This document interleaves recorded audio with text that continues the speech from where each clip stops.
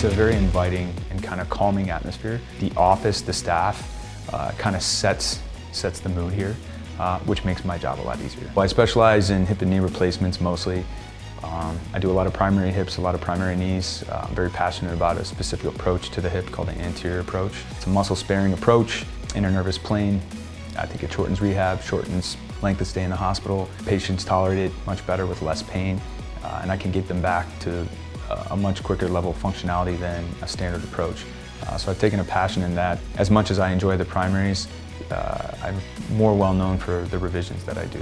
We want this to be more about the patient. You know, we don't really want a sterile office feel. We want our patients to feel like they're part of a community, part of a family. So the environment here, I think, is very different than other offices you'd probably walk into, let's say, 10 years ago. You can expect that you will have as much time in the office with me as you need. I tell every patient, you know, I will never leave the room until you've asked all the questions and you feel like all your questions have been answered. We get a lot of, "You guys are too young."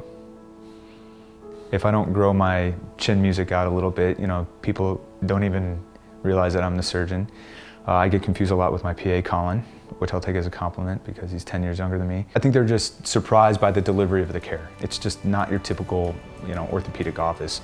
It's not sterile, no one's abrupt, no one's blunt. As surgeons, we sit down and we talk with you, we touch you, we actually examine you, explain your x-rays or what your pathology is, and develop a very personalized treatment plan for each person. This whole experience is about the patient. One of the things I really take pride in is I really do take a very personalized approach to what I do.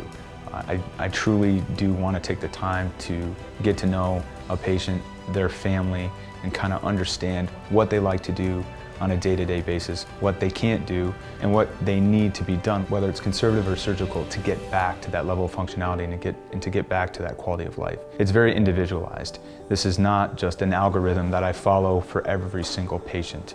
You will get my undivided attention, and we will take the necessary time to figure out what's the best treatment plan for you.